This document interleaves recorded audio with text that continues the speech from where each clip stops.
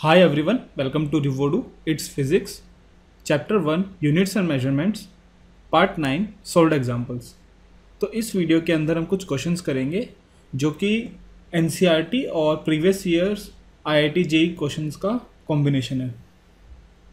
तो चलिए पहला क्वेश्चन करते हैं। क्वेश्चन नंबर 1, इसका ए पार्ट है कि 1 kilogram metre square per second square को कन्वर्ट करना है ग्राम centimetre square per second square में। ठीक है, तो ये जैसे कि आप देख सकते हैं ये SI सिस्टम है, किलोग्राम मीटर सेकंड, और ये है ग्राम सेंटीमीटर सेकंड वाला सिस्टम। तो हमें ये बताना है कि 1 kilogram metre square per second square कितने ग्राम centimetre square per second square होते हैं। ठीक है, तो हमें ये बताना है। तो देखो, जैसे कि अगर आपने मेरा कन्वर्जन ऑफ यूनिट्स वाला अगर वीडियो देखा होगा तो मैंने उसमें एक तरीका बताया था कि जो कि बेस्ट तरीका है यूनिट कन्वर्ट करने का। उसके अंदर आपसे गलतियां मिनिमम होती हैं और कन्फ्यूजन भी नहीं होता। स्टेप बाय स्टेप करो, कुछ गलत नहीं होगा। ठीक है, तो देखो हमारा क्या है, 1 kilogram metre square per second square. तो चलिए स्टेप बाय स्टेप चलते हैं। पहले इस किलोग्राम को ग्राम में कन्वर्ट करते हैं। तो देखो हमें यहाँ से किलोग्राम हटाना है, तो सिंपल क्या करो, 1 किलोग्राम से डिवाइड कर दो। और हमें ऊपर क्या चाहिए, ग्राम चाहिए, हमने ग्राम लगा दिया। लेकिन कितने ग्राम्स, ये डिनोमिनेटर और ये न्यूमरेटर बराबर होना चाहिए। तो जैसे कि पता है किलो का मतलब होता है 10 टू द पावर 3, तो 1 किलोग्राम कितने ग्राम हो गया, 10 टू द पावर 3। ठीक है, सिमिलरली देखो हमें ये ऊपर मीटर स्क्वायर है, हमें मीटर हटाना है। ठीक है, तो हमने क्या किया, मीटर इंटू मीटर से इसे डिवाइड कर दिया। ठीक है, या फिर मैं सिंपल ऐसे बोल सकता हूँ, 1 मीटर स्क्वायर से डिवाइड कर दो। अब हमें ऊपर क्या चाहिए, सेंटीमीटर, तो हमने लिख दिया सेंटीमीटर। 1 मीटर के अंदर कितने सेंटीमीटर होते हैं, सेंटी मतलब 10 टू द पावर -2। तो 1 मीटर में कितने सेंटीमीटर होते हैं, 100, तो 10 टू द पावर 2 सेंटीमीटर। ठीक है, और हमें यहाँ पर ये मीटर स्क्वायर है तो हमें सेंटीमीटर स्क्वायर चाहिए, तो इसका पूरे का स्क्वायर कर दिया।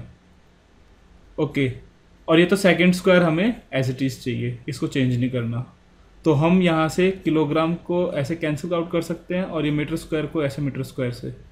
तो हमारा ये क्या बचेगा, ये बचेगा 1 into 10 to the power 3 into 10 to the power 4 gram centimetre square और पर सेकंड स्क्वायर। या फिर हम लिख सकते हैं 10 to the power 7 gram centimetre square per second square. तो यहाँ पर हमारा आंसर क्या आ जाएगा, इधर ये आएगा, इसको हम मिटा देते हैं। तो यहाँ पर हम क्या लिखेंगे, 10 टू द पावर 7। इसका बी पार्ट क्या है, इसी क्वेश्चन का बी पार्ट है कि ग्रेविटेशनल कांस्टेंट होता है जो जी होता है, उसकी वैल्यू होती है 6.67 into 10 to the power -11 newton metre square per kilogram square. Okay, तो हमें इस चीज़ को कन्वर्ट करना है, हमें बतानी है जी की वैल्यू, मतलब जी की वैल्यू हमें बतानी है कौन सी यूनिट्स में, मिलीमीटर क्यूब पर सेकंड स्क्वायर पर किलोग्राम। ठीक है, तो हमें जी की वैल्यू इस यूनिट में बतानी है, तो हमें इस चीज़ को कन्वर्ट करना है इसमें। ठीक है, और उसी हिसाब से हमें ये वैल्यू चेंज करनी है। तो देखो जैसे हमने ऊपर किया वैसे करते हैं। सबसे पहले तो यहाँ पर देखो, यहाँ न्यूटन है। ठीक है, तो न्यूटन, जैसे न्यूटन आपको पता होगा कि न्यूटन किसकी यूनिट है, फोर्स की।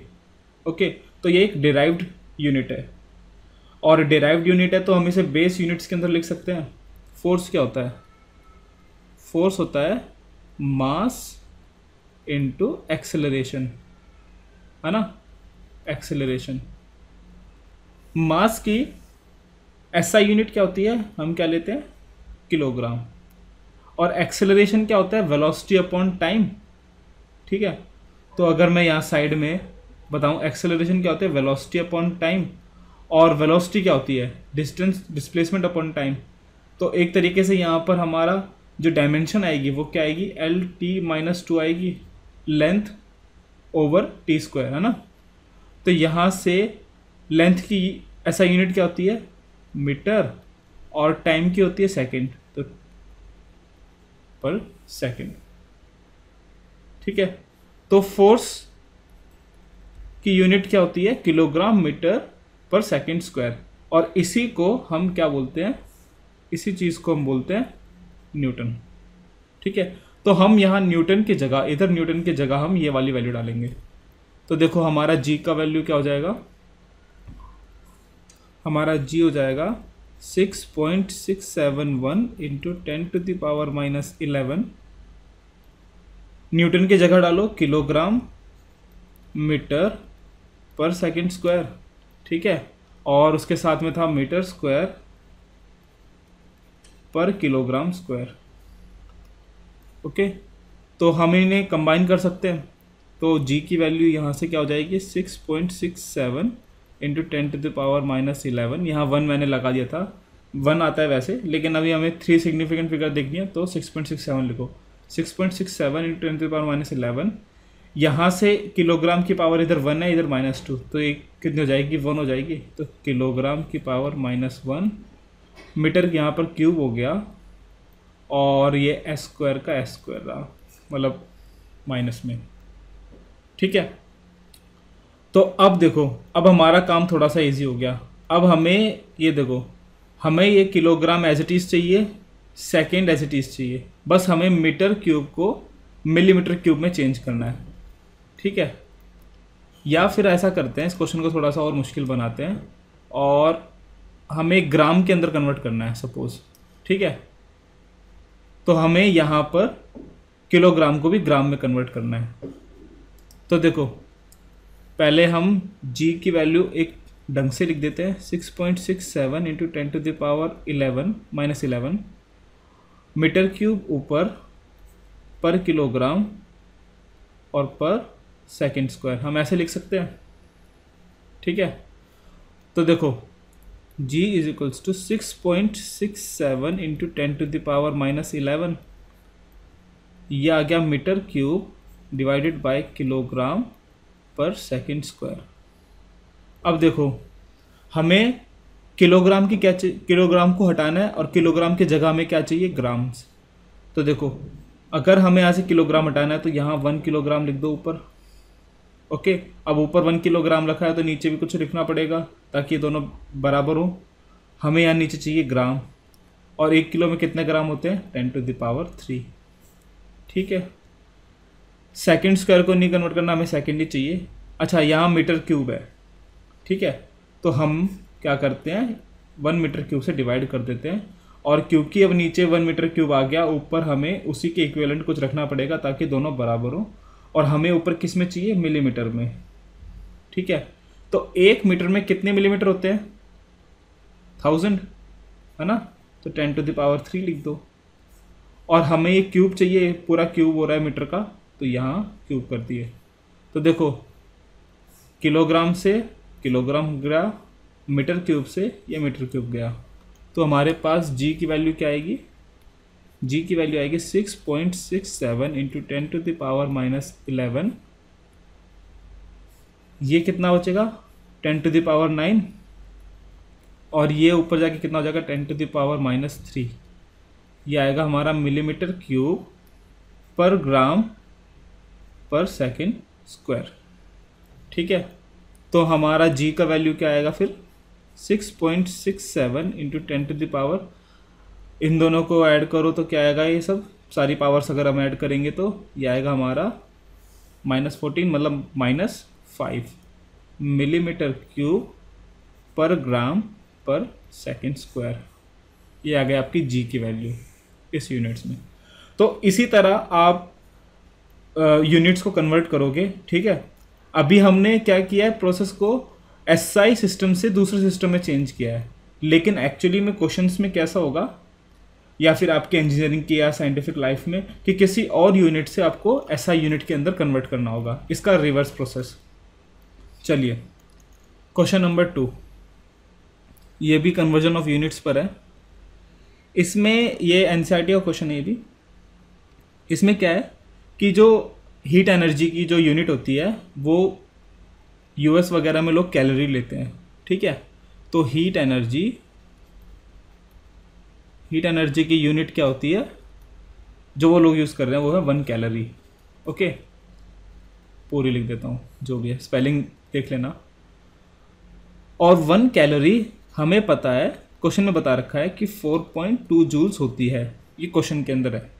और क्वेश्चन के अंदर ये भी बताया हुआ है कि 1 जूल होता है 1 kilogram metre square per second square के। ओके, हमसे ये बोला जा रहा है कि देखो, ये आपको पता है, आप देख के बता सकते हो कि kilogram metre square per second square, ये ऐसा ही सिस्टम है ना। अब ये क्वेश्चन में क्या बोल रहे हैं कि ये अपने हिसाब से कोई एक नया सिस्टम बना रहे हैं यूनिट्स का, ठीक है, जिसके अंदर मास की यूनिट्स हैं अल्फा किलोग्राम, लेंथ की यूनिट्स हैं बीटा मीटर, और टाइम की यूनिट्स हैं गामा सेकंड, ठीक है। तो क्वेश्चन ये है कि 1 कैलोरी इस सिस्टम ऑफ यूनिट्स में कितना होगी, ठीक है। यहाँ पर हम जैसे देख सकते हैं कि यहाँ पर 1 कैलोरी बराबर होगी 4.2 kilogram metre square per second square के। क्वेश्चन ये है कि 1 कैलोरी इस सिस्टम ऑफ यूनिट्स में कितना होगी, ठीक है। तो हमें वो मैग्नीट्यूड बताना है, उसके अंदर मैग्नीट्यूड बताना है, मतलब क्वेश्चन के अंदर हमें बता रखा है कि वो कैसा आएगा। वो बोल रहे हैं कि मैग्नीट्यूड आएगा 4.2 अल्फा -1 बीटा -2 और गामा स्क्वायर, ये आएगा। तो हमें ये प्रूव करना है एक्चुअली कि इतना आएगा। चलो पहले तो मैं आपको ये बता दूं कि ये यूनिट आई कैसे एनर्जी की, ठीक है। तो देखो, आपको पता है वर्क डन क्या होता है, वर्क डन होता है फोर्स इनटू डिस्प्लेसमेंट, ठीक है। और जैसे कि मैंने अभी फोर्स की एसआई यूनिट बताई थी, फोर्स की एसआई यूनिट देखो ये रही, किलोग्राम मीटर पर सेकंड स्क्वायर, ठीक है। तो फोर्स, चलो यहां पर हम डायरेक्ट यूनिट में लिखते हैं, हम फोर्स की डायमेंशन बताते हैं। तो देखो फोर्स क्या होता है, मास इनटू एक्सेलरेशन, और ये डिस्प्लेसमेंट को डिस्प्लेसमेंट लिख देते हैं, ठीक है। मास की अगर हम डायमेंशन अगर लिखें तो ये मास का आएगा m। एक्सेलरेशन क्या होता है, वेलोसिटी अपॉन टाइम, और वेलोसिटी क्या होती है, लेंथ अपॉन टाइम। तो हम LT-2 लिख सकते हैं, ठीक है। तो हम यहाँ पर लिखेंगे LT-2, तो ये हो गई मास, ये हो गई LT-2, और डिस्प्लेसमेंट क्या एक लेंथ है, तो ये L। तो वर्क की डायमेंशन क्या हो गई, mL² T-2। तो अगर हमें डायमेंशन से यूनिट बतानी हो तो बस क्या करना है, जो हमारे पास डायमेंशन है उसकी जगह हम हर चीज़ के लिए, हर क्वांटिटी के लिए उसकी जो रिस्पेक्टिव एसआई यूनिट है वो डाल देते हैं। तो मास की एसआई यूनिट क्या होती है, किलोग्राम, लेंथ की एसआई यूनिट मीटर, तो ये मीटर स्क्वायर हो गया, और टाइम की एसआई यूनिट सेकंड, तो ये सेकंड स्क्वायर, ठीक है। तो वर्क की हम अगर यूनिट हमें डिराइव करनी पड़े तो ऐसे करेंगे। तो अगर आपको वर्क एनर्जी थ्योरम पता होगा तो आपको ये पता होगा कि work done by all forces बराबर होता है चेंज इन काइनेटिक एनर्जी, ठीक है।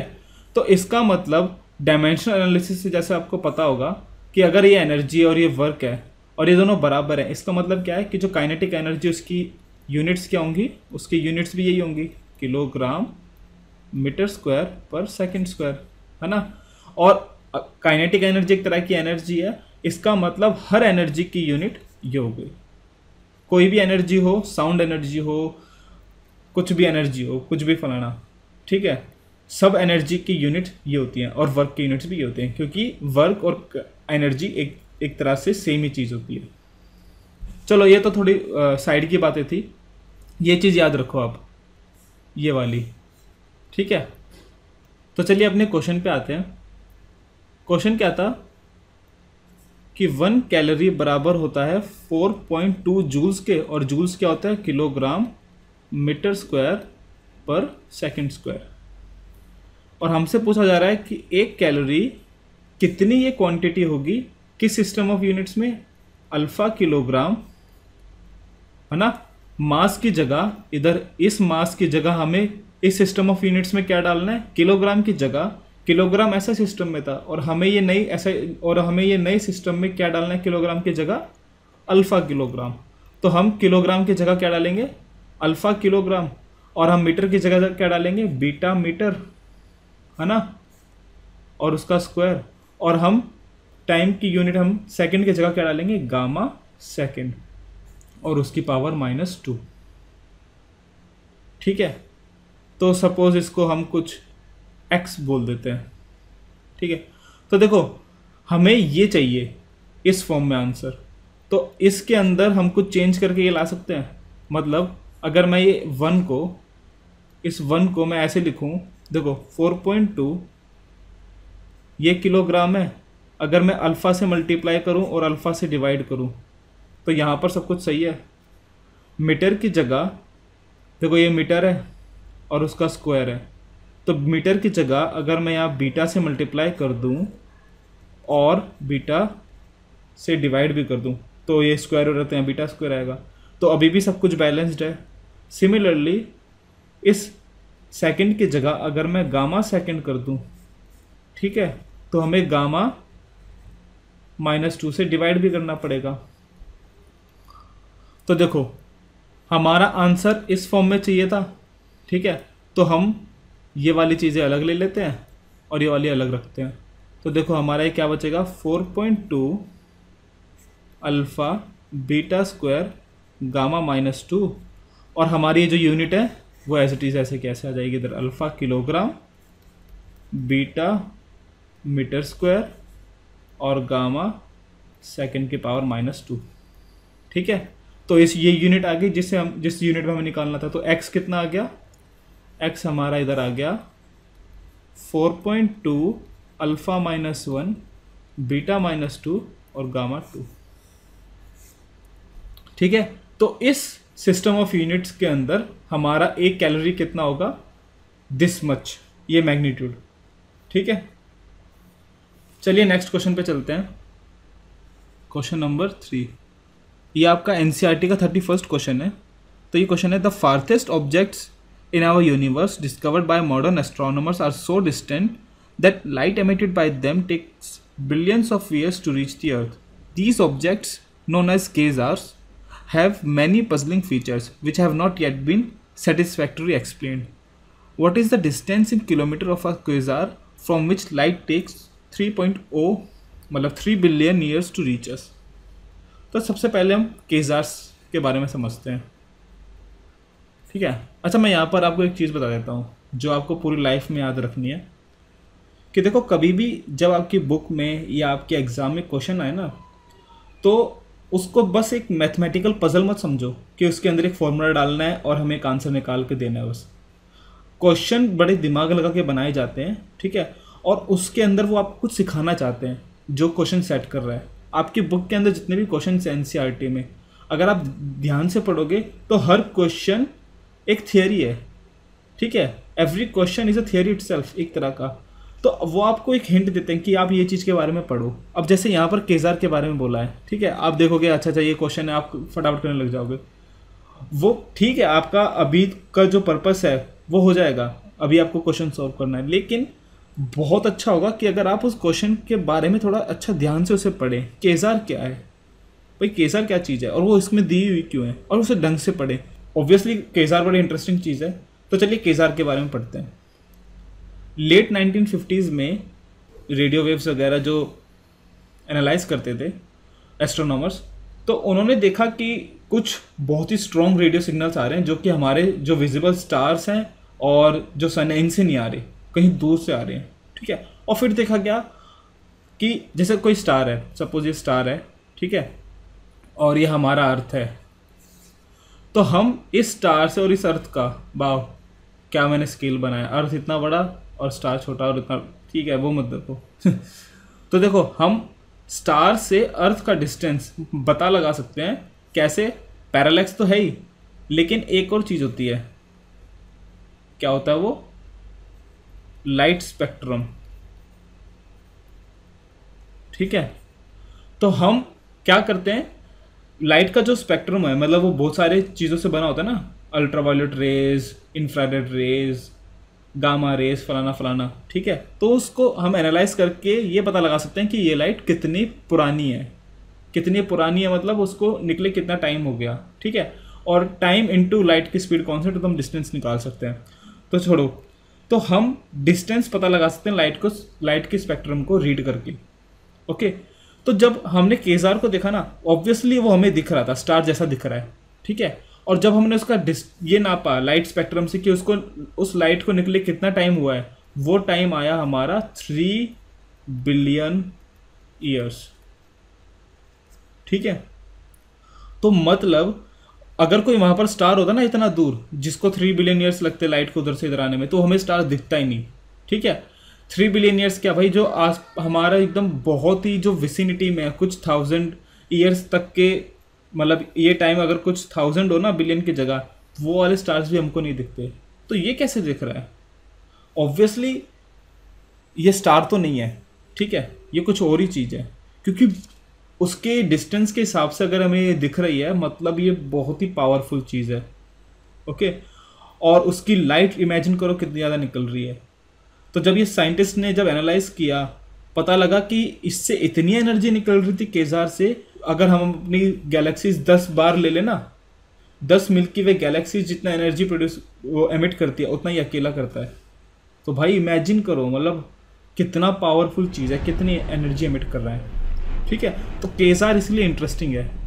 तो केजार एक्चुअली होता क्या है, तो ब्लैक होल के अंदर, जैसे आपको पता है ब्लैक होल सारी चीज़ को अपनी तरफ खींचता है, तो जब मैटर ब्लैक होल से मिलता है, ठीक है, मतलब इतनी रैपिडली वो उसके साथ जाके मिलता है ब्लैक होल के साथ, तो वो रेडिएशन एमिट करता है, ठीक है। वही रेडिएशन हमें केजार के रूप में दिखती है। ये अभी की थियोरी है, अभी जो चल रहा है, ठीक है। वैसे देखा जाए तो पक्का हमें भी अभी भी नहीं पता कि केजार्स क्या होते हैं, लेकिन अभी के थियोरी के हिसाब से ऐसा होता है, ब्लैक होल और उसका इंटरेक्शन। तो हमारा क्वेश्चन क्या है कि केजार की एक लाइट हमारे पास आने में 3 बिलियन ईयर्स लगाती है, ठीक है। और लाइट की स्पीड क्या होती है, सी, ये होती है 3 लाख किलोमीटर पर सेकेंड, या फिर 3 × 10⁸ मीटर पर सेकेंड। ओके, तो हमसे ये पूछा जा रहा है कि किलोमीटर में अगर हम ये डिस्टेंस निकालें तो कितनी आएगी। तो देखो, पहले 3 बिलियन ईयर्स, ये टाइम की यूनिट है, ओके। तो 3 बिलियन ईयर्स कितना हो गया, टी आएगा हमारा 3 × 10⁹, बिलियन 9 होता है। और एक साल में कितने दिन होते हैं, 365। और एक दिन में कितने आवर्स होते हैं, 24। और एक आवर में कितने मिनट्स होते हैं, 60। और 60 सेकेंड। तो हमारा टाइम कितना आ गया, यह आएगा हमारा 994,608 × 10⁻12 सेकेंड्स, ठीक है। इतना ज़्यादा टाइम लगता है।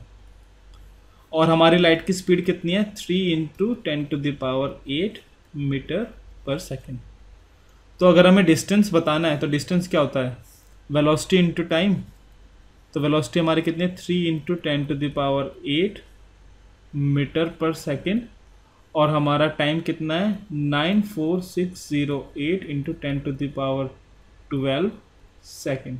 सेकेंड से सेकेंड कट गया, तो ये हमारा कितना आएगा, अब इसको हम 3 से मल्टीप्लाई कर दें, तो ये आएगा हमारा 283,824 × 10⁻, ये ऐड हो जाएंगी 20 मीटर्स, ठीक है। अब हमें ये मीटर को किलोमीटर में कन्वर्ट करना है, हमें किलोमीटर में आंसर देना है, तो हम क्या करेंगे, ये 1 मीटर है, इसको 1 मीटर से डिवाइड कर दो। और हमें ऊपर किलोमीटर चाहिए, तो एक किलोमीटर में 1000 मीटर होते हैं, तो 1 मीटर में कितने किलोमीटर होंगे, 10⁻⁻3, ठीक है। इससे ये कैंसिल, तो ये हमारा कितना आएगा, 283,824 × 10⁻, तो ये आएगा हमारा 17 किलोमीटर्स। ओके, तो आप आप शायद इस चीज़ को इतना अप्रिशिएट ना करें कि ये 10⁻17 क्या है, ठीक है। तो इस चीज़ को पर्सपेक्टिव में डालना थोड़ा सा मुश्किल हो जाता है। आप ये देखो कितना किलोमीटर हो गया है। आप, मैं किससे कंपेयर करूं, कंपैरिजन के लिए भी चीज़ें नहीं है, इतना बड़ा डिस्टेंस है, ठीक है। इतने बड़े डिस्टेंस से अगर हम किसी चीज़ को देख पा रहे हैं तो भाई मतलब कितना मैसिव वो एनर्जी एमिट कर रही है कि जो उसे क्या बोलते हैं रोशनी, वो रोशनी कितनी प्रोड्यूस कर रहा है, ठीक है। तो केजार के बारे में पढ़ना जाके, एस्ट्रोनॉमी में इंटरेस्ट आएगा आपका। चलिए क्वेश्चन नंबर 4 करते हैं। क्वेश्चन नंबर 4 जो कि 18th क्वेश्चन है आपके एनसीईआरटी बुक का। ये क्वेश्चन है, explain this common observation clearly. If you look out of the window of a fast moving train, the nearby trees, houses etcetera seem to move rapidly in a direction opposite to the train's motion, but the distant objects, hilltops, the moon, the star, etc., seem to be stationary. In fact, since you are aware that you are moving, these distant objects seem to move with you. हाँ, तो ये आपका बचपन में बहुत ही एक curious और एक पजलिंग चीज़ थी जो आप अपने मम्मी पापा से बहुत पूछते थे कि भाई जब जब आप ना, जैसे मैं भी करता था, जो चांद है, ठीक है, जब हम चांद को देख रहे हैं और जब हम चल रहे हैं तो ऐसे लगता है कि वो हमारे साथ ही चल रहा है। अभी जो डिस्टेंस है अभी भी उतना ही डिस्टेंस है, ठीक है। ऐसा लगता है वो हमको फॉलो कर रहा है। हम अपने आप को बड़ा स्पेशल मानते हैं। एक बार तो मैं सोचने लग गया था कि मेरा और चांद का कुछ पर्सनल कुछ दोस्ती वगैरह हो गई है बचपन में, सीरियसली, ठीक है। तो ये चीज़ है। या फिर जब हम ट्रेन के अंदर है, ओके, हमें ट्रेन है, ये पटरी है और इसके अंदर ये हम ऐसे बैठे हुए हैं, ठीक है। हमें देखते हैं कि जो पास वाला जो ट्री है ना, जो पास वाला ट्री है, जब हम उसे देखें तो वो तो ऐसा लगेगा कि थोड़े टाइम बाद एकदम पीछे भाग गया बहुत दूर, ठीक है। लेकिन जो पीछे पहाड़ है, जो पीछे पहाड़ है, अगर मैं इस चोटी को देखूं तो वो ऐसा लगता है कि वो वही है, एकदम सामने, हमें वही दिखता रहता है। ऐसा क्यों? क्वेश्चन ये है, किस चीज़ से हम इसे एक्सप्लेन कर सकते हैं कि ऐसा है कि पास वाली चीज़ें तो ऐसा लगता है कि जैसे अगर आप इधर जा रहे हो तो पास वाली चीज़ें ऐसा लगता है पीछे जा रही है बहुत तेज़ी से, और जो दूर वाली चीज़ें वो वही रहती हैं, या फिर वो भी ऐसा लगता है पीछे जाती है लेकिन धीरे, ठीक है। ऐसा क्यों? तो इसका आंसर है पैरालैक्स। देखो, हम ऊपर से देख रहे हैं, ठीक है, भगवान की नज़रों से। ये है आपका ट्री, इधर हो आप जो ट्रेन में मूव कर रहे हो, ठीक है, ये ट्रेन है, और ये है आपका जो भी है, हिल है या फिर कोई बिल्डिंग है, या हिल बोल देते हैं, ठीक है, और इस पर कोई सपोज मंदिर है, ठीक है, आप उस मंदिर को देख रहे हो। तो देखो होता क्या है, आप इस पोजीशन पे देखें, ठीक है, आप यहाँ पर देखिए ये ऐसा कुछ है, ठीक है, फिर आप चले डी, फिर आपने देखा कि ये पीछे चला गया इधर, ठीक है, ओके। तो सपोज ये एंगल है थीटा। अब आप यहाँ से इसको देख रहे हो, मंदिर को, और फिर आप यहाँ से इस मंदिर को दोबारा देख रहे हो, ठीक है, सेम डिस्टेंस डी चला आपने, और ये एंगल है, इसे हम अल्फ़ा बोल देते हैं। तो ये बताओ थीटा ज़्यादा है या अल्फ़ा? ऑब्वियसली थीटा ज़्यादा है अल्फ़ा से। इसका मतलब क्या है कि जो पास वाली चीज़ें हैं ना, वो सेम डिस्टेंस कवर करने पे वो ज़्यादा एंगल सबटेंड कर रही हैं और दूर वाली चीज़ें कम। तो इसका मतलब क्या है, आप अपने हिसाब से देखो, आप ऐसे देख रहे हो, ठीक है, यहाँ से एंगल कुछ भी है, आप इधर देख रहे हो, फिर आप इधर आए बीच में, तब भी ये एंगल क्योंकि बहुत स्मॉल है, दूर का है, अल्फ़ा बहुत स्मॉल और थीटा बड़ा है, तो थीटा में चेंज ज़्यादा आया और अल्फ़ा में नहीं आया। जब आप इधर आ गए और इधर आ गए तब भी आपको उतना ही लग रहा है दूर का, क्योंकि ये एंगल बहुत स्मॉल है कंपेयर टू दिस। हमें ऐसा लगता है कि वो मूव ही नहीं कर रहा, ठीक है। सारी बात वैसे लाइट की है, लेकिन एक बार शायद 7th या 8th क्लास की बुक में भी ऐसा ही क्वेश्चन था कि हमें ऐसा क्यों लगता है कि पास वाली चीज़ें पीछे तेज़ी से जा रही है और ये वाली नहीं आ रही। तो इसका अगर हम लाइट के उसमें देखें, रेज में, तो ये एकदम ईजी हो जाता है देखो दूर की चीज़ है, अब लाइट हर डायरेक्शन में जाएगी, तो सपोज इधर अगर मंदिर है तो इसकी जो लाइट की डायरेक्शन वो हर जगह जा रही है, ठीक है। तो अब आप इसकी रेंज देखो लाइट की, तो वो यहाँ से लेके यहाँ तक पूरी रहेगी, ठीक है। और इस पेड़ की देखो, इस पेड़ की आपके हिसाब से इधर आ रही है और इधर आ रही है और बीच में आ रही है, ठीक है, ट्रैक के लॉन्ग। तो क्योंकि इसकी रेज एक लिमिटेड पार्ट कवर कर रही है और इसकी बहुत ज़्यादा, ठीक है, तो हम ट्रैक पर उसको बहुत देर तक देख सकते हैं और इसको बहुत कम देर तक। तो ये बहुत जल्दी पीछे चला जाएगा और वो बहुत देर में पीछे जाएगा। चलिए क्वेश्चन नंबर 5 करते हैं। ये एनसीईआरटी का 32nd क्वेश्चन है। तो इसमें क्या है, it is well known fact that during a total solar eclipse the disc of the moon almost completely covers the disk of the sun. From this fact and from the information you can gather from example 2.3 2.4 determine the approximate diameter of the moon. Question क्या है कि जब solar eclipse होता है, ये है आपका सन, ये है मून और ये है अर्थ। तो होता क्या है, जब टोटल सोलर एक्लिप्स है, इसका मतलब जो इस पॉइंट पे जो लोग हैं वो सूरज नहीं देख सकते, ठीक है। तो अगर हम एक लाइन ऐसे डालें, इसका मतलब क्या है कि यहाँ पर जो लोग हैं उनकी साइड में ये सन ही नहीं है, ठीक है। तो ये जो डी है, बड़ा डी, और ये जो स्मॉल डी है, ठीक है, ये बराबर एंगल यहाँ सबटेंड कर रहे हैं। इसको हम कुछ भी बोल देते हैं थीटा। तो अगर हमें ये डिस्टेंस पता है अर्थ और मून की, और अगर हमें ये डायमीटर पता है सन का, तो क्या हम ये छोटा डायमीटर निकाल सकते हैं, स्मॉल डी, ठीक है। तो सपोज इसको हम बोल देते हैं, इसको एल बोल देते हैं, ठीक है, और इसको बड़ा एल बोल देते हैं। तो देखो ये डी कितना होगा, ये डी होगा एल इंटू थीटा, और ये बड़ा डी कितना होगा, ये होगा एल इंटू थीटा। तो यहाँ से हम थीटा की वैल्यू क्या लिखेंगे, डी बाई एल, और ये बराबर है डी बाई एल के, ओके। तो देखो हमें क्या निकालना है, ये स्मॉल डी निकालना है, ये आएगा D into L by L.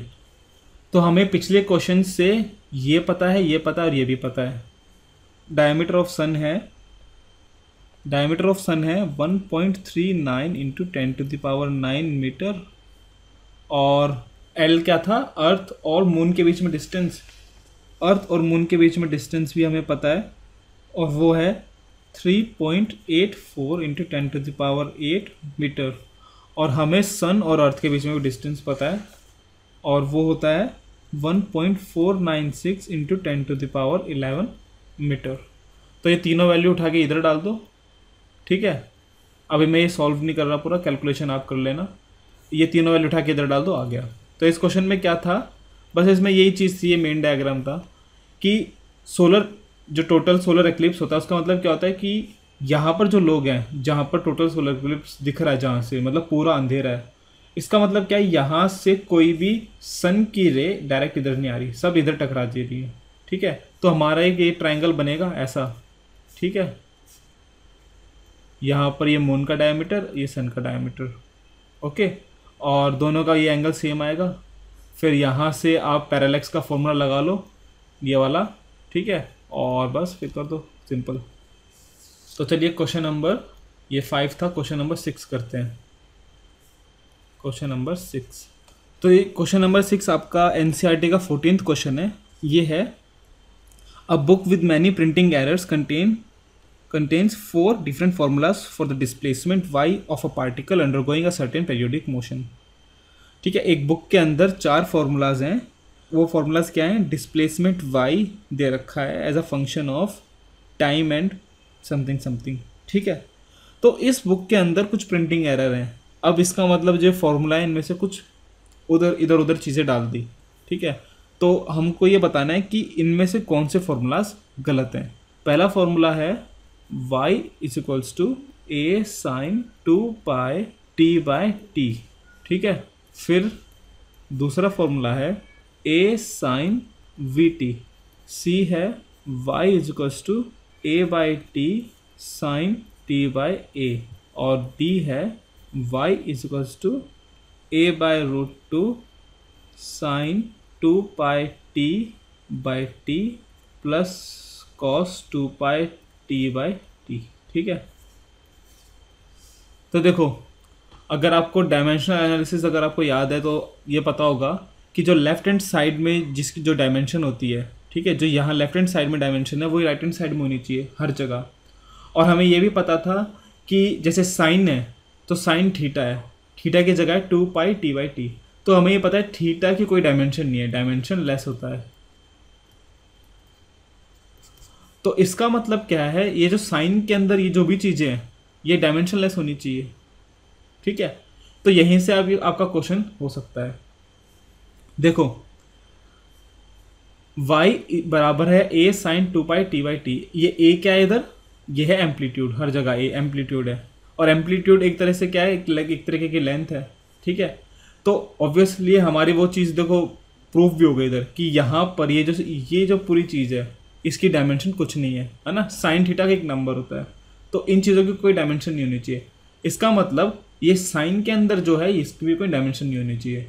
तो देखो यहाँ t बाई टी है, t की डायमेंशन कुछ t है, और ये भी टाइम है, ये भी t है, तो t by T cancel out हो गया, तो ठीक है ये फॉर्मूला हो सकता है, ये वैलिड है। ठीक है, तो डायमेंशनली ये चीज़ सही है।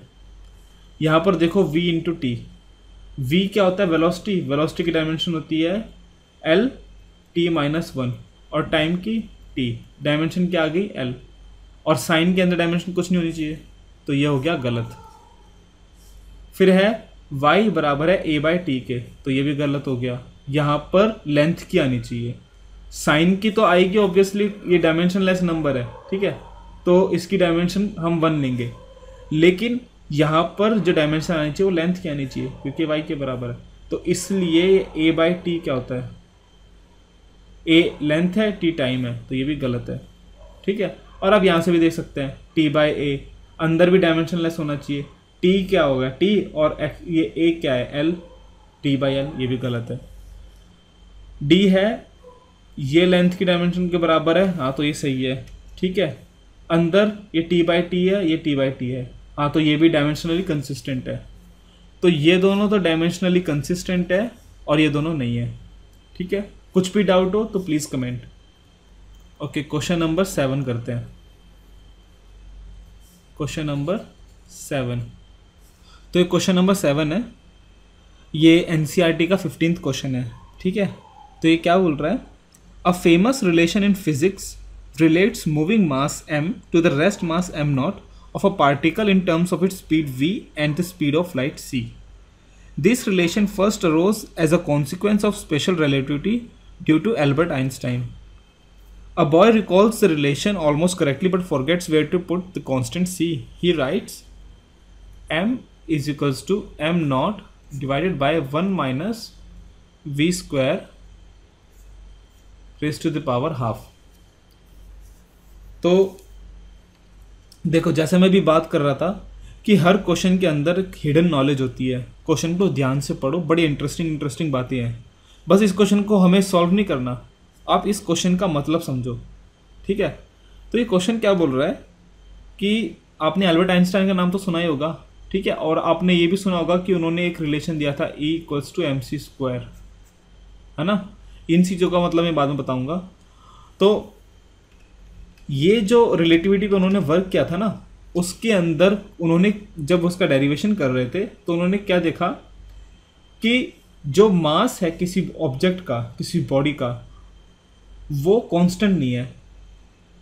मतलब किसी बॉडी का मास डिपेंड करता है कि वो रेस्ट पर है, रुकी हुई है, या फिर वो मूव कर रही है।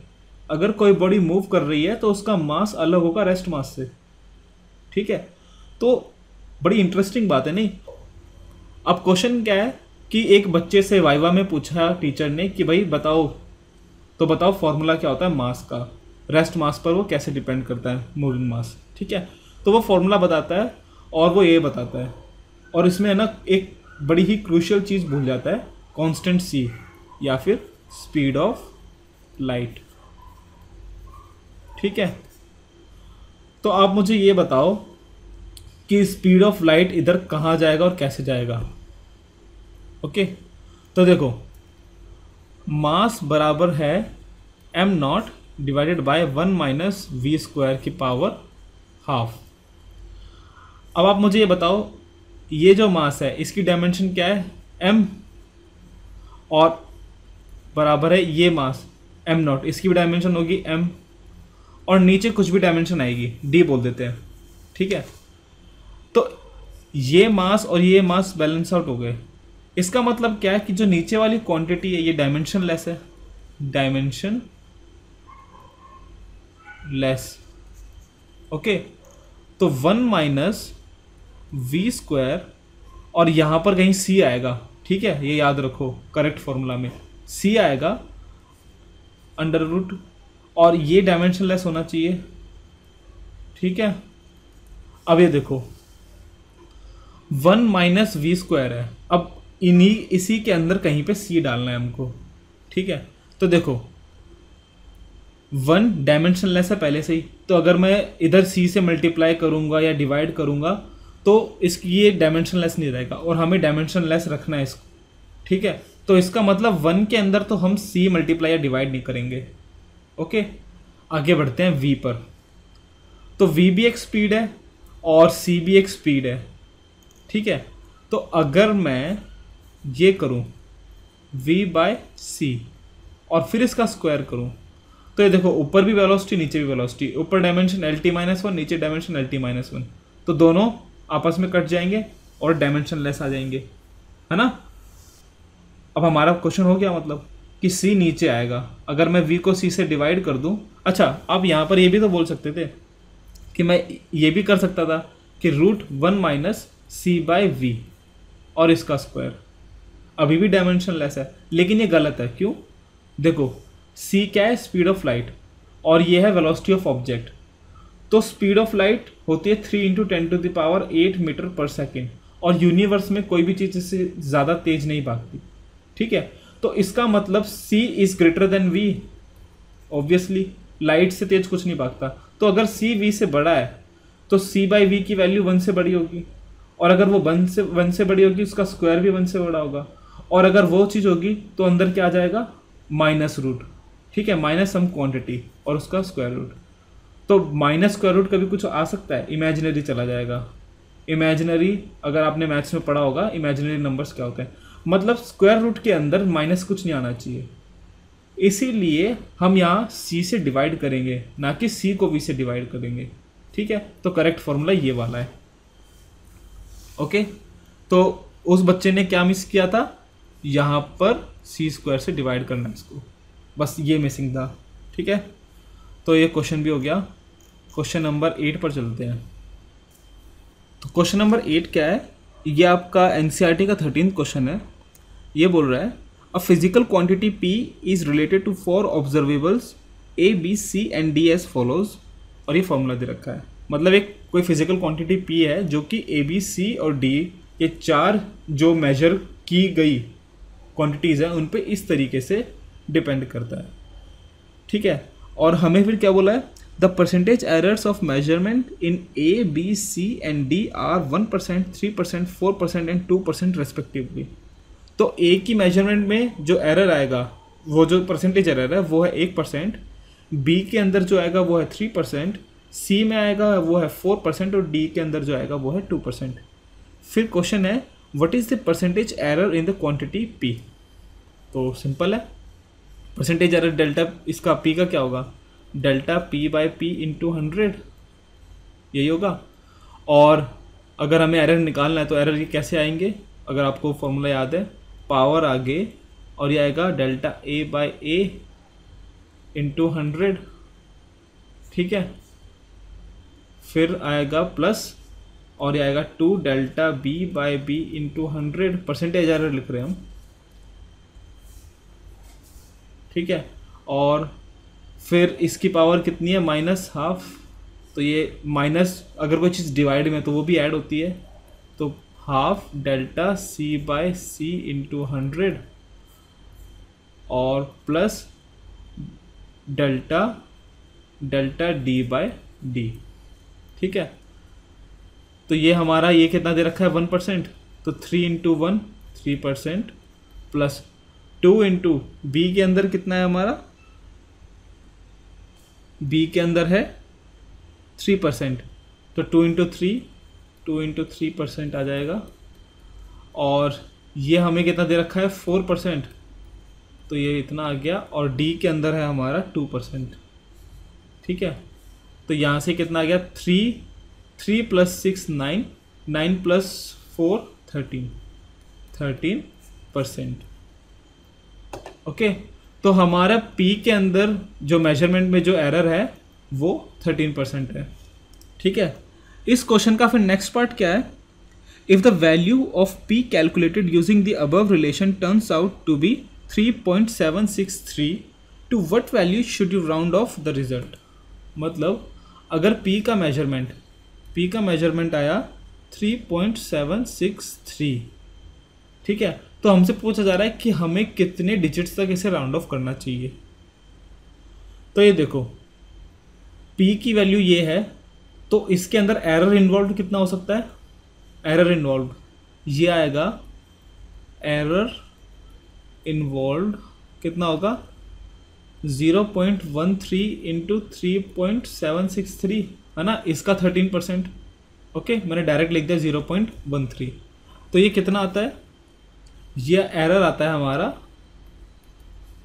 0.4892, ठीक है। तो इस क्वांटिटी के अंदर इतना एरर है, तो हमारा जो P था वो है 3.763। और अभी हमने जैसे कैलकुलेशन की, हमारा एरर कितना हो सकता है इसके अंदर, जैसे कि जिसे हम डेल्टा P बोल सकते हैं, वो हो सकता है हमारा 0.489, ठीक है। 2 अभी हटा दो। तो हम P को फिर कैसे लिखेंगे, हम P को लिखेंगे P is equals to 3.763 plus minus 0.489। तो जो रियल वैल्यू है P की, उसके अंदर 0.489 ऐड या सब्ट्रैक्ट हो सकता है। तो देखो अगर मैं 0.489 इसमें ऐड या सब्ट्रैक्ट करूँ इस क्वांटिटी में, तो हमारी जो लास्ट की 3 डिजिट्स है ना, जो हमारी लास्ट की 3 डिजिट्स हैं ये वाली, ये चेंज हो सकती है, ठीक है। इसका मतलब क्या है कि ये 3 डिजिट्स फिक्स नहीं है ना, फिक्स नहीं है। इसका मतलब ये क्या है, तीनों अनसर्टेन। और हमारे यहाँ पर सिर्फ एक ही चीज़ सर्टेन है, वो है ये 3, ये है सर्टेन। ओके, तो ये सर्टेन है। और जैसे कि आपको पता है, जब हम कोई भी क्वांटिटी लिखते हैं तो हम इस तरह लिखते हैं कि उसमें सर्टेन क्वांटिटी लिखो जो भी सर्टेन है, और एंड में एक अनसर्टेन नंबर, ठीक है। तो इसका मतलब क्या है, हमें P कैसे लिखना है कि एक क्वांटिटी जो सर्टेन है वो 3 पॉइंट, क्योंकि यहाँ पॉइंट है, फिर बस हमें एक डिजिट लिखनी है जिसके अंदर हम एरर डाल देंगे, ठीक है, जो भी एरर वगैरह हो सकता है। तो इसका मतलब क्या है, हमें ये डेसिमल के एक प्लेस तक हमें बस इसको राउंड ऑफ करना चाहिए, ठीक है। तो हम क्या लिखेंगे, P इज इक्वल टू 3.763 है ना, इसको हमें यहाँ तक रखना है बस, ठीक है। तो हमें ये 6 और 3 हटाना है, तो पहले 3 हटाते हैं, 3.7, क्योंकि 3 5 से छोटा है तो ये वाली डिजिट चेंज नहीं होगी, ये एज इट इज़ रहेगी। फिर हमें अब ये 6 हटाना है, तो हमारा P क्या हो जाएगा, 6 को यहाँ से हटाना है, 5 से बड़ा है तो इसको 1 से ऐड बढ़ा देंगे, तो ये हो जाएगा हमारा 3.8। तो हमारा आंसर आएगा 3.8। हमें यहाँ तक इसको राउंड ऑफ करना है, ठीक है। तो चलिए नेक्स्ट क्वेश्चन पे चलते हैं।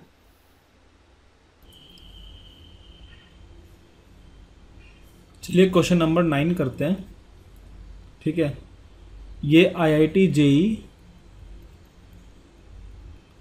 2016 का क्वेश्चन है, ठीक है। तो इस क्वेश्चन में क्या है, in an experiment to determine that acceleration due to gravity G, the formula used for the time period of a periodic motion is. तो कोई हमने एक्सपेरिमेंट किया जिसके अंदर हमें एक्सेलरेशन ड्यू टू ग्रेविटी निकालनी थी, तो हमने पीरियोडिक जो मोशन है उसका जो टाइम पीरियड है उसका फॉर्मूला लिखा, हमें दे रखा है T equals to 2 pi square root 7 R minus R, कोई बड़ा radius minus small radius, divide by 5G, ठीक है। हमने ये फॉर्मूला यूज़ किया ये G निकालने के लिए। The values of R and R are measured to be, R की वैल्यू है 60 प्लस माइनस 1 mm और स्मॉल आर की वैल्यू है 10 प्लस माइनस 1 mm। ठीक है। In 5 successive measurements the time period is found to be 0.52 second, 0.56 second, 0.57 second, 0.54 second, 0.59 seconds. ठीक है। तो हमने 5 टाइम पीरियड मेजर किए और हमारे वो 5 टाइम पीरियड क्या है? t is equals to 0.52 seconds, 0.56 second, 0.57 second, 0.54 second and 0.59 second. The least count of the watch used for the measurement of time period is 0.01 second. तो least count of watch है 0.01 second। ठीक है। फिर हमें 4 statement दे रखी है। 4 statements क्या क्या दे रखी है? A, the error in the measurement of R is 10%। ठीक है। फिर B है the error in the measurement of T is 3.57। तो the error in the measurement as it is T is कितना है? 3.57%। फिर C है the error in the measurement of T is 2% और D ऑप्शन है the error in the measurement of G is 11%। ठीक है। तो स्टेप बाय स्टेप करते हैं। तो देखो पहला the error in the measurement of R is 10%। क्या ये सही है? देखो R हमारा क्या आया था? 10 प्लस माइनस 1 मिलीमीटर। ठीक है। तो यहाँ पर ये जो टर्म है ये एरर वाली है, मतलब इतना गलत हो सकता है। तो हमारा परसेंटेज एरर कितना आएगा R का? R हमें दे रखा है 10 प्लस माइनस 1 सेंटीमीटर। तो ये वाली टर्म अनसर्टेन है। इसका मतलब यहाँ पर एरर कितना आ सकता है? Delta R by R into 100 कितना आएगा? Delta R1। R हमारा जो आया है वो है 10 इंटू 100। तो ये कितना आया? 10%। तो हमारा ये वाला सही है, 10% ही है। फिर है हमारा B, the error in the measurement of T is 3.57%। तो देखो इसके लिए हम क्या करेंगे? टाइम के लिए देखो हमें पता है T1 कितना है? T1 है हमारा 0.52 सेकेंड। ठीक है। हम सारे टाइम लिख देते हैं 0.52 सेकेंड। T2 है हमारा 0.56 सेकेंड। T3 है हमारा 0.57 सेकेंड। T4 है हमारा 0.54 सेकेंड और T5 है हमारा 0.59 सेकेंड। तो हम पहले क्या निकालेंगे? T मीन निकालेंगे। T मीन कितना आएगा हमारा? इन सबको ऐड करो तो 0.52 plus 0.56 plus 0.57 plus 0.54 plus 0.59 divided by 5। 5 measurements हैं। तो हमारा T मीन कितना आ गया? ये आएगा हमारा 0.556 सेकेंड्स। और हमारा देखो सिग्निफिकेंट फिगर से आपको याद होगा रूल से कि कैलकुलेशन के बाद हमें राउंड ऑफ कितना करना है? जो स्मॉलेस्ट सिग्निफिकेंट फिगर है ना हमारी कैलकुलेशन में उतना। तो ये कितना है? 2।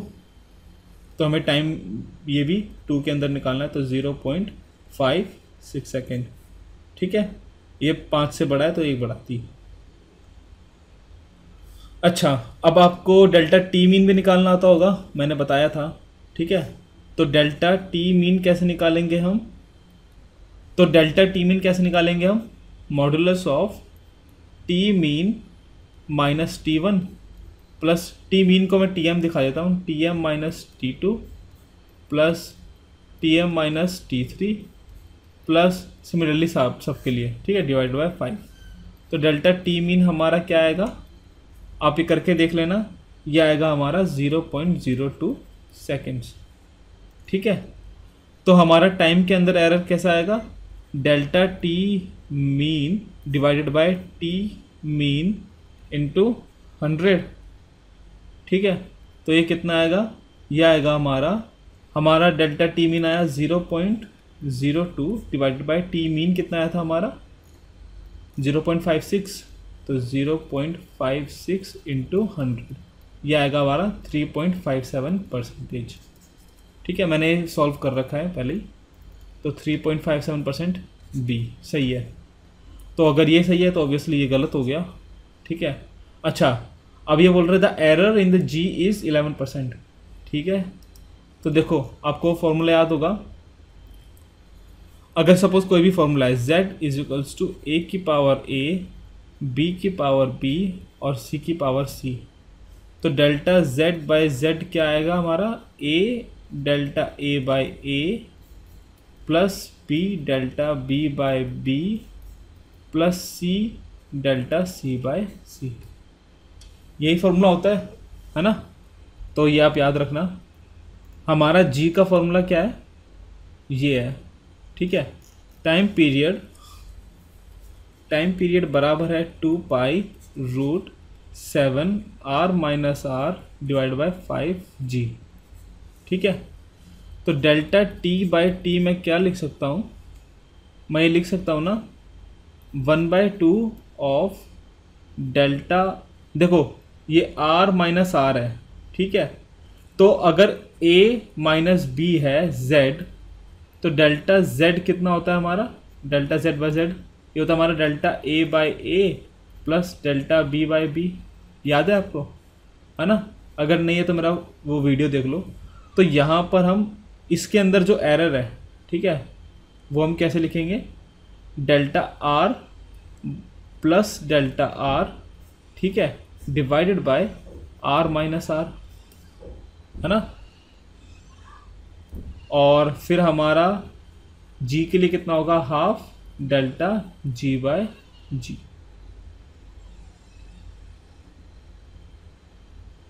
ओके। तो हम यहाँ से क्या लिख सकते हैं, डेल्टा g बाय जी बराबर है हमारा 2 times of delta t by T plus delta r plus small delta r divide by r minus r। तो हमारा ये हमने निकाला था अभी 2 इंटू 3 अगर हम परसेंटेज में लिखे सबको 100 से मल्टीप्लाई कर दो, तो 100 मल्टीप्लाई कर दो हर जगह, ठीक है। इधर भी 100 से कर दो और इधर भी 100 से, परसेंटेज एरर निकाल रहे हैं। तो फिर ये कितना आया था हमारा delta T by T 3.57 plus delta R कितना था हमारा, डेल्टा आर था हमारा, ओके, डेल्टा आर है 1 मिलीमीटर और उसके लिए भी 1, ठीक है। तो यह आया हमारा 1 + 1 डिवाइड बाय 60 माइनस 10 इंटू 100, तो ये आपका कितना आएगा, तो ये आएगा आपका 7.14 और ये आएगा आपका लगभग 4, तो कितना हो गया 11.14%, जो कि ऑलमोस्ट बराबर है 11% के। तो आपका ये जो डी वाला ऑप्शन था ये भी सही है, ठीक है। तो आपके 3 ऑप्शन सही है, सी गलत है। चलिए नेक्स्ट क्वेश्चन पे चलते हैं। क्वेश्चन नंबर कितना आएगा अभी 10। तो ये क्वेश्चन नंबर 10 जो है जेई 2003 में आया था स्क्रीनिंग में, जेई 2003 स्क्रीनिंग, ठीक है, स्क्रीनिंग। तो एक क्वेश्चन है, a cube has a side of length 1.2 into 10⁻⁻² metre, ठीक है, कैलकुलेट इट्स वॉल्यूम। बस ये क्वेश्चन था, 4 ऑप्शन है, मतलब हमें क्यूब की साइड दे रखी है 1.2 इंटू 10⁻⁻² मीटर, हमें से पूछा जा रहा है वॉल्यूम कितना है, और 4 ऑप्शन है, ए है 1.7 इंटू 10⁻⁻6 मीटर क्यूब, और बी है हमारा 1.73 इंटू 10⁻⁻6 मीटर क्यूब, सी है हमारा 1.70 इंटू 10⁻⁻6 मीटर क्यूब, और डी है हमारा 1.732 इंटू 10⁻⁻6 मीटर क्यूब। तो देखो हमें साइड दे रखा है, वॉल्यूम निकालना है, तो वॉल्यूम क्या होता है, साइड का क्यूब, है ना, क्यूब के लिए तो 1.2 इंटू 10⁻⁻², इसका अगर मैं क्यूब करूँ तो यह आएगा हमारा 1.728 इंटू 10⁻⁻6 मीटर क्यूब। तो ये देखो हमारी साइड में कितनी सिग्निफिकेंट फिगर है, दो, ये दोनों 1 और 2, और हमारे इधर आंसर में कितनी है, 4। तो हमें इसको राउंड ऑफ करना है 2 सिग्निफिकेंट फिगर तक। तो हमारा वॉल्यूम क्या लिखेंगे, पहले इस 8 को हटाते हैं, तो हम पहले लिखेंगे 1.7। अगर हम 8 को हटाएंगे तो यहाँ जो उसके बगल में जो टर्म है वो बाय 1 ऐड बढ़ जाएगी, तो ये लिखेंगे हम 1.73 इंटू 10⁻⁻6 मीटर क्यूब। और अब हमें ये 3 हटाना है, अभी 3 है सिग्निफिकेंट फिगर, हमें 2 करनी है, तो हम इस 3 को हटाएंगे, तो 3 को हटाएंगे 5 से छोटी है, तो ये इस पर कुछ फ़र्क नहीं पड़ेगा। तो क्या आएगा आंसर, 1.7 इंटू 10⁻⁻6 मीटर क्यूब। तो हमारा कौन सा सॉल्यूशन होगा, ए, है ना। तो देखो इस क्वेश्चन के अंदर बस यही था कि आपको सिग्निफिकेंट फिगर्स के जो रूल्स हैं और राउंडिंग ऑफ के जो रूल्स हैं वो याद है कि नहीं, सिंपल सा था। ठीक है, चलिए क्वेश्चन नंबर 11 करते हैं, फटाफट वीडियो ख़त्म करते हैं। क्वेश्चन नंबर 11 है, ये JEE 2004 का है, JEE 2004, ये शायद मेंस का क्वेश्चन था। ठीक है, a screw gauge of pitch 1 mm has a circular scale divided into 100 divisions. The diameter of a wire is to be measured by above said screw gauge.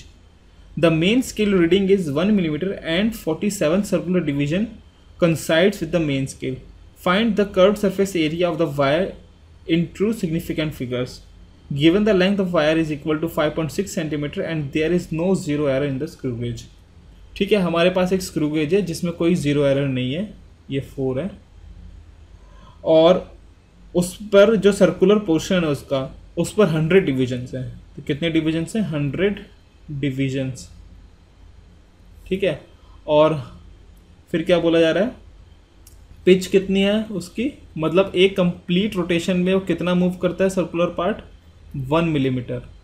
ठीक है, तो देखो पहले इसका लीस्ट काउंट निकाल लेते हैं, पहले मैं क्वेश्चन समझा देता हूँ। पिच है 1 mm, फिर ये बोला जा रहा है कि हमें एक वायर का डायमीटर नापना है। ठीक है, ये स्क्रू गेज से, तो जब हम डायमीटर नाप रहे हैं तो हमने क्या देखा कि जो रीडिंग है, रीडिंग क्या आई, 1 mm ऑन मेन स्केल और 47th division coincides with one of the main scale reading. तो ये देखो हमें ये सब दे रखा है और हमें लेंथ भी दे रखी है, इसकी लेंथ है वो है 5.6 सेंटीमीटर। ठीक है, हमें ये सब दे रखा है, फिर हमसे पूछा जा रहा है कि भाई इसका सरफेस एरिया क्या होगा। तो ये देखो ये सब्जेक्टिव क्वेश्चन था और लोगों की लॉटरी लग गई थी, बड़ा इजी क्वेश्चन है। देखो लीस्ट काउंट क्या होगा स्क्रू गेज का, पिच कितना है 1 mm, डिविजन्स कितने हैं 100, तो मिनिमम से मिनिमम में कितना नाप सकता है, 1/100 मतलब 0.01 मिलीमीटर। ठीक है, अब हमारी रीडिंग देखो, तो डायमीटर हमारा क्या आया, देखो 1 mm ऑन मेन स्केल, तो इसको डायरेक्ट ऐड कर दो 1 mm प्लस 47 डिवीजन कंसाइड कर रही है, तो लीस्ट काउंट इंटू 47 हमारा आंसर आ जाएगा, है ना। तो हम यहाँ लिखेंगे 0.01 इंटू 47, तो हमारे यहाँ से डायमीटर कितना आ गया, 1.47 मिलीमीटर। तो हमारा डायमीटर आया 1.47 मिलीमीटर। हमें लेंथ कितनी दे रखी थी उस वायर की, वो लेंथ थी हमें 5.6 सेंटीमीटर। तो देखो हमें लेंथ सेंटीमीटर में दे रखी है, इसका मतलब हमें डायमीटर भी सेंटीमीटर में लेना है और हमें सरफेस एरिया भी सेंटीमीटर स्क्वायर में बताना है। तो डायमीटर को हम कन्वर्ट करेंगे सेंटीमीटर में, तो डायमीटर क्या हो जाएगा 1.47 मिलीमीटर को सेंटीमीटर में करना है, तो मतलब 10 से डिवाइड कर दो, तो सेंटीमीटर बाय 10, तो मतलब कितना आएगा 0.147 सेंटीमीटर। अब हमें क्या बताना है, इस वायर के जो कर्व्ड सरफेस है उसका सरफेस एरिया। ठीक है, तो अगर कोई ऐसा वायर है हमारा सिलेंडर के शेप में और हमें ये कर्व्ड सरफेस जो है ना इसका एरिया बताना है, तो इसका एरिया क्या होगा, surface area pi into diameter, circumference हो गया, और इंटू एल कर दो, तो हमारा टोटल सरफेस एरिया आ गया। ठीक है, तो पाई हमारा हो गया 3.141, डायमीटर हो गया हमारा 0.147 और हमारा जो लेंथ है वो है 5.6 सेंटीमीटर। ठीक है, तो अगर इसे हम मल्टीप्लाई करेंगे तो आंसर आएगा 2.585, ठीक है, सेंटीमीटर क्यूब। अब देखो, जैसे कि वो रूल पता होगा, तो देखो जब हम मल्टीप्लाई या डिवाइड करते हैं तो हम क्या देखते हैं कि जो मिनिमम सिग्निफिकेंट फिगर है हमारे पास, ठीक है, हमें आंसर उतना ही सिग्निफिकेंट फिगर में देना है। तो हमारी यहाँ पर सिग्निफिकेंट फिगर इधर कितनी है 4, इधर कितनी है 3 और इधर है 2। तो हमारा आंसर 2 सिग्निफिकेंट फिगर में होना चाहिए। ठीक है, तो देखो हमें ये 5 हटाना है, 5 हटाना है। 5 हटाने का रूल क्या होता है, अगर लेफ्ट के अंदर जो डिजिट है वो ऑड है तो उसे इवन कर दो, मतलब एक बढ़ा दो, और अगर वो इवन है तो हमें कुछ नहीं करना। तो पहले तो ये होगी 2.58, ठीक है, फिर हमें इस 8 को हटाना है, 8 5 से बड़ा है तो ये कितना हो जाएगा 2.6 सेंटीमीटर क्यूब। ये आ गया हमारा सरफेस एरिया। ठीक है, तो इस तरीके से आप ये क्वेश्चंस करेंगे। ठीक है, क्वेश्चन नंबर 12, ये जेई 2013 का क्वेश्चन है। ठीक है, इस क्वेश्चन में क्या है, the diameter of a cylinder is measured with a vernier caliper with no zero error. हमारे पास एक वर्नियर कैलिपर है जिसका कोई जीरो एरर नहीं है, उससे हमने सिलेंडर का डायमीटर नापा। It is found that zero of the vernier scale lies between 5.10 centimetre and 5.15 centimetre of the main scale. ठीक है, तो क्या देखा गया कि सपोज ये मेन स्केल है और इसका एक जो डिवीज़न है वो है 5.10 सेंटीमीटर और जो उसका नेक्स्ट डिवीज़न है वो है 5.15 सेंटीमीटर, और हमारा जो जीरो ऑफ वर्नियर कैलिपर है वो उनके दोनों के बीच में कहीं आया। ठीक है, फिर बोला जा रहा है the vernier scale has 50 divisions equivalent to 2.45 centimetre. ठीक है, तो जो हमारा वर्नियर स्केल है उस पर कितने सारे डिविजन्स हैं, उस पर डिविजन्स है 50, और ये किसके बराबर है, ये 50 डिविजन्स ये बराबर है 2.45 सेंटीमीटर के। तो इसका मतलब, चलो पहले क्वेश्चन ख़त्म करते हैं। फिर बोला जा रहा है the 24th division of the vernier scale exactly coincides with the one of the main scale divisions. अभी बोला जा रहा है कि इसमें जो 24th डिवीजन है वर्नियर स्केल की, ठीक है, मतलब हमारा यहाँ पर ये जो छोटे छोटे डिविजन्स है वर्नियर स्केल में, इसमें जो 24th है ना डिवीजन वो यहाँ पर मेन स्केल की किसी डिवीजन से मैच खा रही है। ठीक है, तो हमें ये बताना है कि डायमीटर कितना है। ओके, आपके ऑप्शंस हैं ए 5.112 सेंटीमीटर, बी 5.124 सेंटीमीटर, सी 5.136 सेंटीमीटर और डी है 5.148 सेंटीमीटर। तो चलिए इस क्वेश्चन को, बड़ा ये इजी क्वेश्चन है, आराम से हो जाएगा।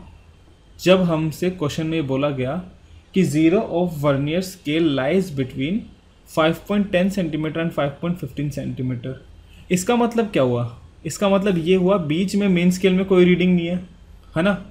अगर हमसे बोला जा रहा है कि इन दोनों के बीच में लाई करता है तो इसका मतलब अगर यहाँ पर कोई और होती तो वो लेते 5.15 की जगह, या फिर इधर कोई होती तो 5.10 की जगह वो लेते, लेकिन ये दोनों कोई नहीं है इसलिए हमने ये ली और ये ली। इसका मतलब क्या हुआ कि मेन स्केल डिवीजन कितनी हो गई, 1 MSD कितनी हो गई, 5.15 माइनस 5.10 मतलब 0.05 सेंटीमीटर, है ना। तो हमारा एक मेन स्केल डिवीजन कितना हो गया, 5.15 माइनस 5.10 या फिर 0.05 सेंटीमीटर। ओके, तो 1 MSD तो हमारा ये हो गया। फिर हमसे बोला जा रहा है कि जो 50 डिविजन्स है, 50 डिविजन्स ऑफ वर्नियर स्केल बराबर है 2.45 सेंटीमीटर के।